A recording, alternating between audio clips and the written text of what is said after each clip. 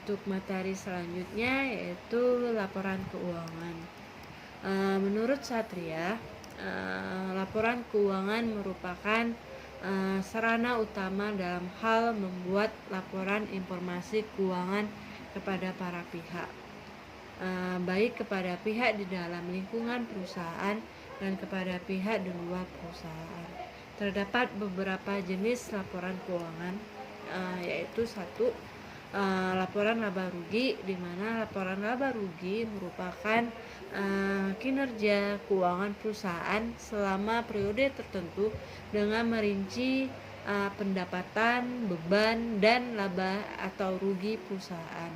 Menurut Harry, laporan laba rugi sendiri itu terdiri dari beberapa komponen, yaitu satu, pendapatan, di mana pendapatan adalah arus masuk aset atau peningkatan lainnya atas aset atau penyelesaian kewajiban entitas dari pengiriman barang, pemberian jasa atau aktivitas lainnya yang merupakan operasi utama atau operasi sentral perusahaan. Kedua, beban. Yang dimaksud beban adalah arus keluar aset atau penggunaan lainnya atas aset atau terjadinya kewajiban entitas yang disebabkan oleh pengiriman barang, pemberian jasa atau aktivitas lainnya yang merupakan operasi utama atau operasi sentral perusahaan. Yang ketiga, keuntungan, di mana keuntungan adalah kenaikan dalam ekuitas atau aset bersih entitas yang ditimbulkan oleh transaksi-transaksi serta peristiwa maupun keadaan-keadaan lainnya yang mempengaruhi entitas. Yang keempat yaitu kerugian, di mana kerugian adalah penurunan dalam ekuitas atau aset bersih entitas yang ditimbulkan oleh transaksi-transaksi serta peristiwa maupun keadaan-keadaan lainnya yang mempengaruhi entitas.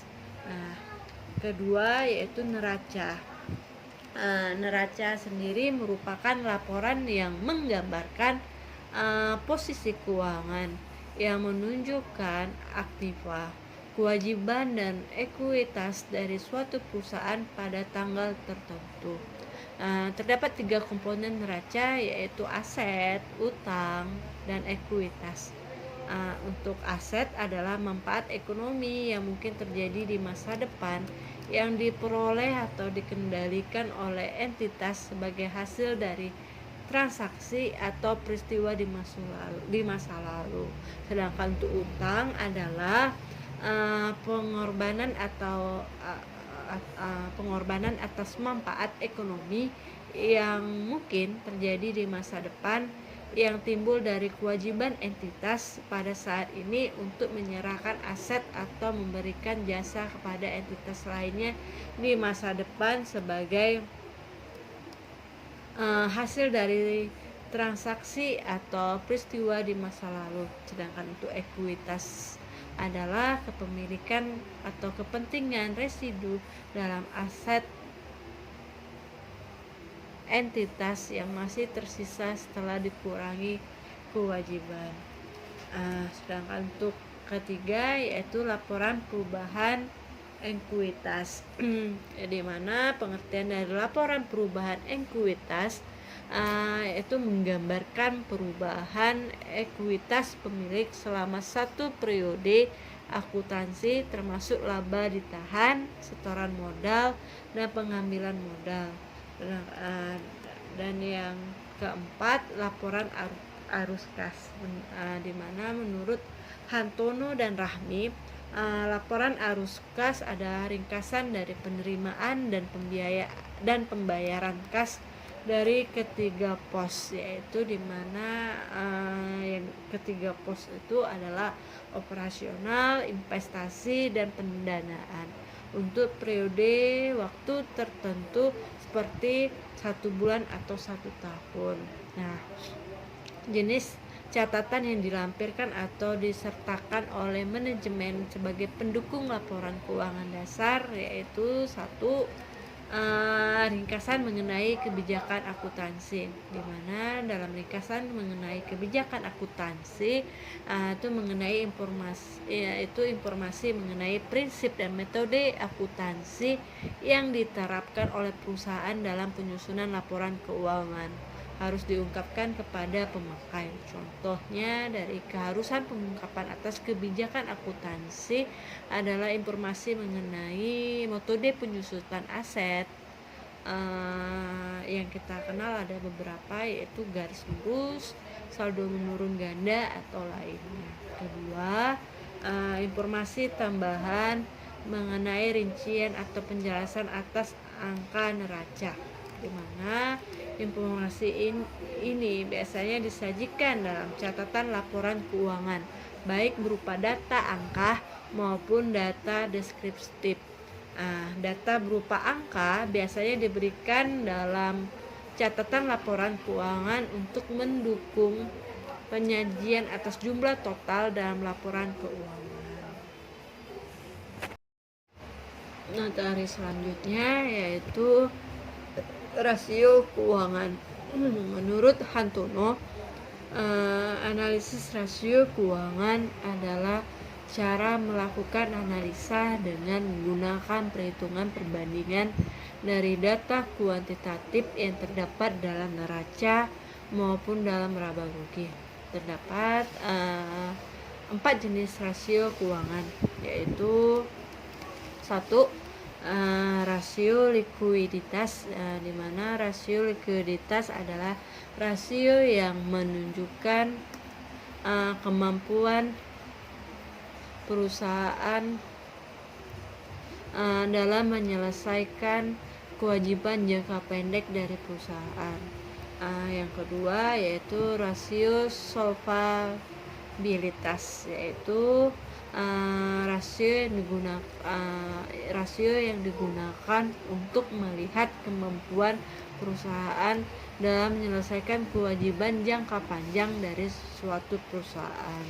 Dan yang ketiga yaitu rasio profitabilitas, adalah rasio yang menunjukkan kemampuan perusahaan dalam memperoleh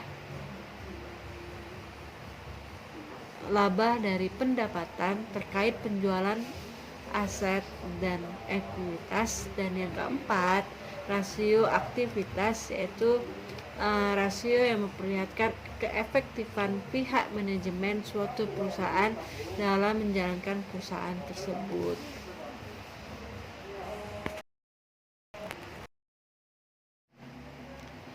Selanjutnya yaitu gambaran umum objek penelitian, di mana dalam penelitian ini peneliti memanfaatkan entitas penelitian dengan kriteria sebagai berikut, yaitu perusahaan sektor infrastruktur atau berindeks saham indeks infra. Yang kedua yaitu perusahaan yang telah terdaftar di Bursa Efek Indonesia. Dan yang ketiga, perusahaan telah menerbitkan laporan keuangan pada tahun 2017 sampai 2020. Dan yang keempat, perusahaan memiliki komitmen pembayaran sewa operasi.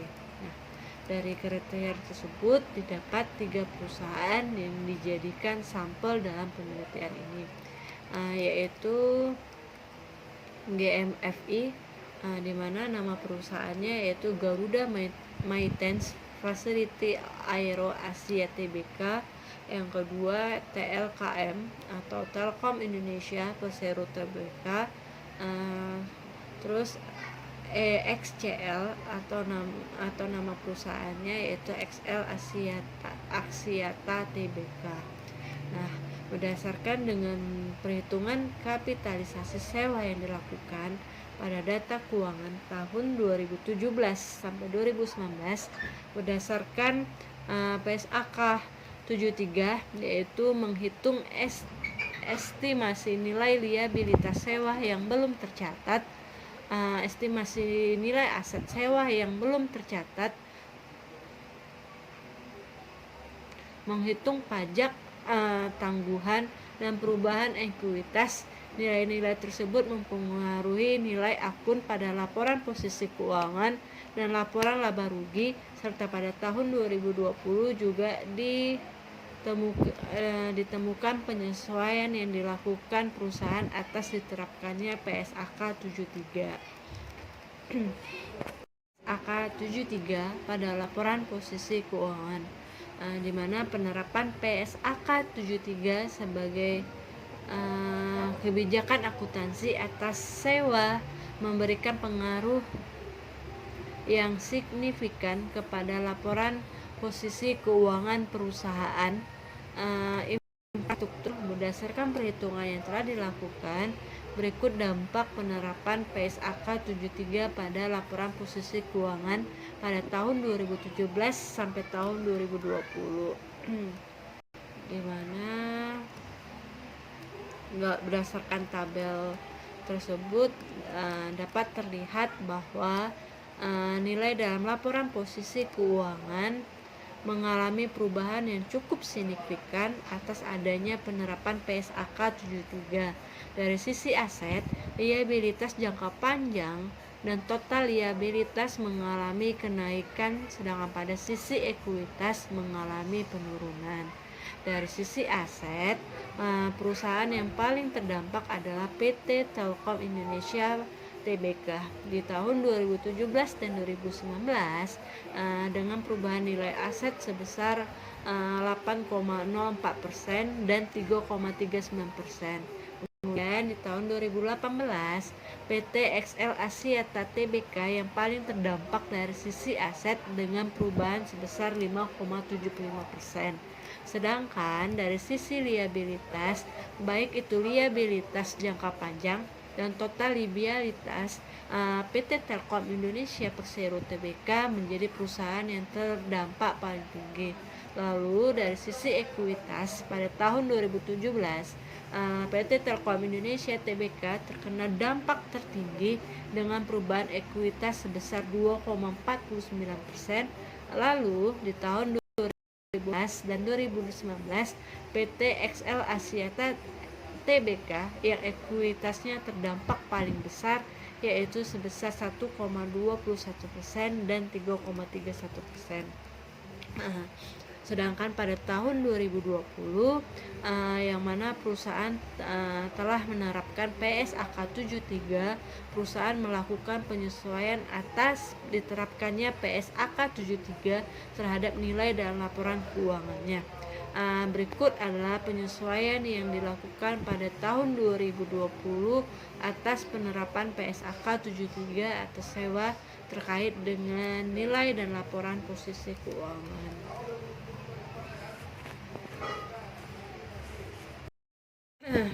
Berdasarkan tabel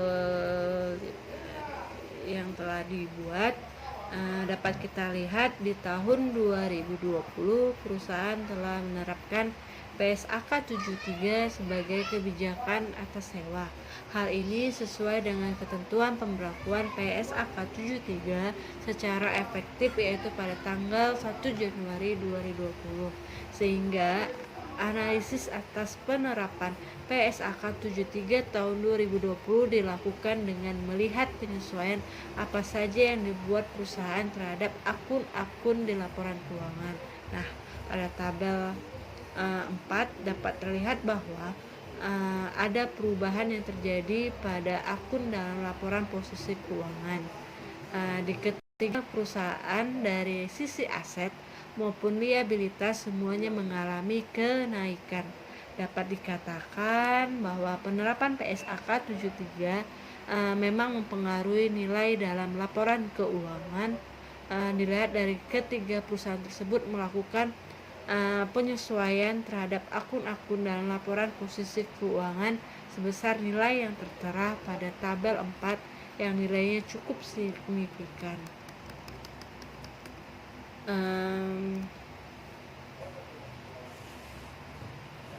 Untuk tabel selanjutnya yaitu dampak penerapan PSAK 73 atas sewa pada laporan laba rugi tahun 2017 sampai 2019. Nah, dalam tabel tersebut dapat kita lihat dalam laporan laba rugi juga muncul perbedaan setelah dihitungnya kapitalisasi sewa atas penerapan PSAK 73, di mana dihapusnya beban sewa, lalu muncul beban penyusutan aset sewa dan beban bunga, memunculkan perbedaan pada nilai di laporan laba rugi sebelum dan sesudah penerapan PSAK 73. Terlihat pada tabel 5, perusahaan mengalami kenaikan maupun penurunan laba rugi atas adanya penerapan PSAK 73. Nah, bagi PT Garuda Maintenance Facility Aero Asia Tbk dan PT XL Axiata Tbk, atas adanya penerapan PSAK 73, perusahaan mengalami kenaikan laba yang cukup tinggi di ketiga tahunnya. Sedangkan untuk PT Telkom Indonesia Tbk pada tahun 2017 mengalami penurunan laba sebesar 12,9% dan 9,50%. Secara keseluruhan didapatkan PT Garuda Maintenance Facility Aero Asia Tbk yang nilai labanya paling terdampak paling atas penerapan PSAK 73 sebesar 477,39% pada tahun 2019.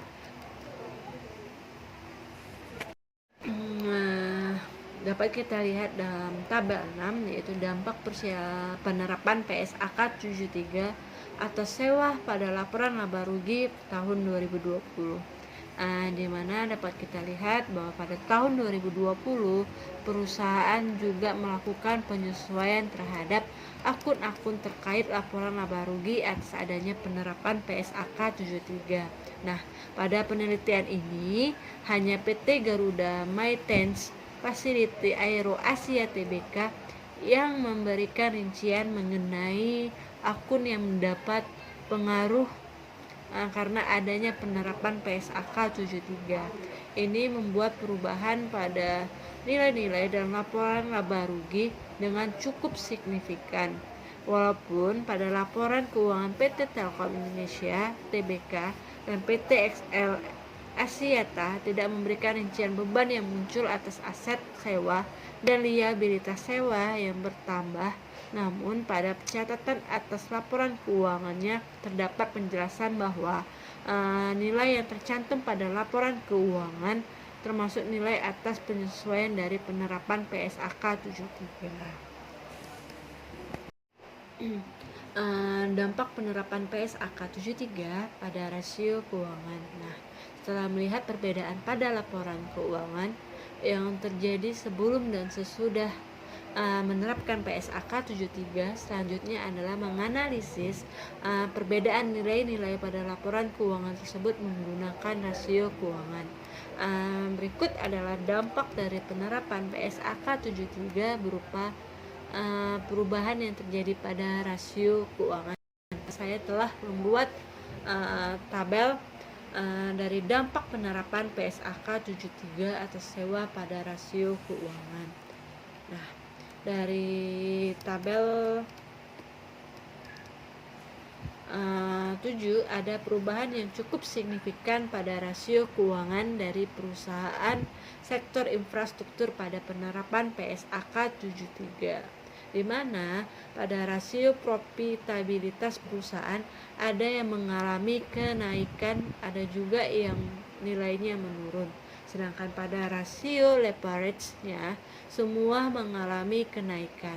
Dari sisi ROA dan ROE, perubahan tertinggi atau perusahaan yang paling terdampak adalah PT XL Axiata Tbk pada tahun 2017.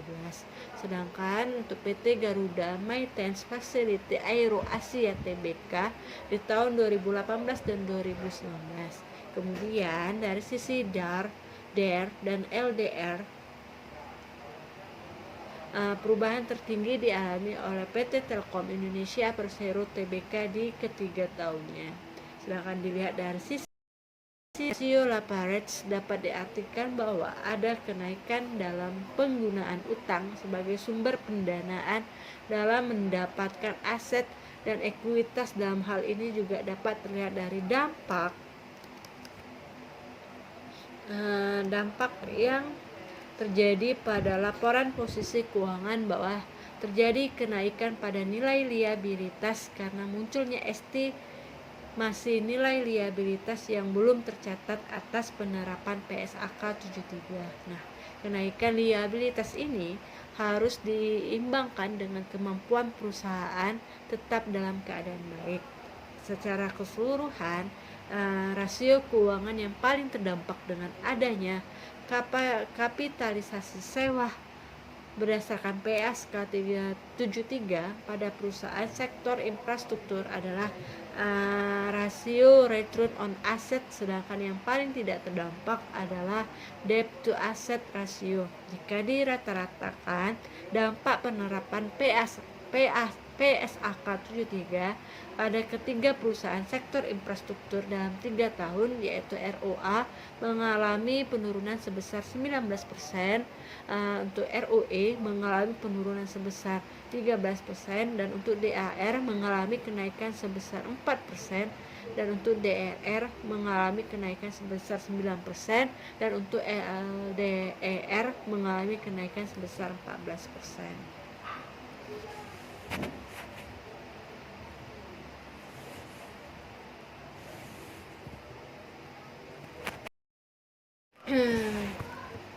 Penutup untuk kesimpulan, yaitu penerapan PSAK 73 yang menggantikan PSAK 30 karena dirasa kurang tepat dalam mengungkapkan nilai sewa memberikan dampak pada laporan keuangan perusahaan.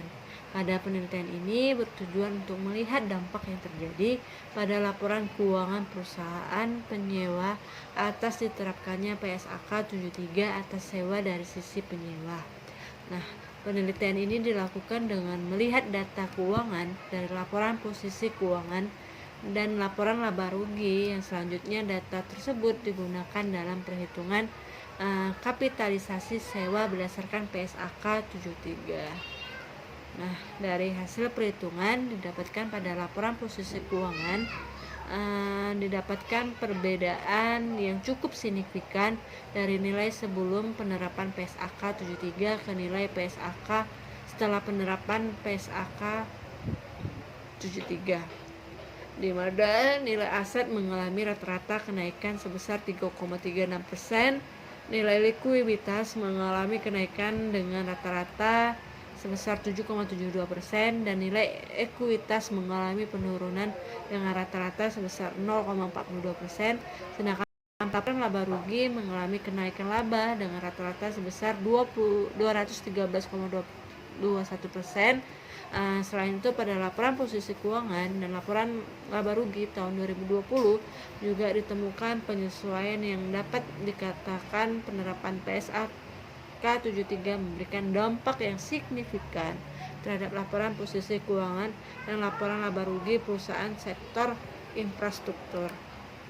Dan untuk saran, penelitian ini masih memiliki kekurangan yang pastinya bisa saja mempengaruhi hasil penelitian, yaitu sampel yang didapatkan hanya ada 3 perusahaan dari sektor infrastruktur dikarenakan tidak adanya data komitmen sewa operasi pada laporan keuangan dan kurangnya rincian data keuangan lainnya yang berhubungan dengan komitmen sewa operasi.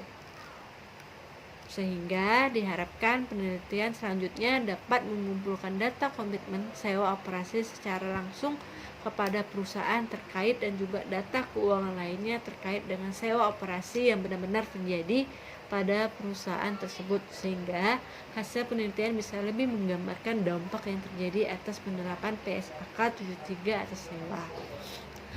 Demikianlah presentasi saya, kurang dan lebihnya saya mohon maaf, saya ucapkan terima kasih.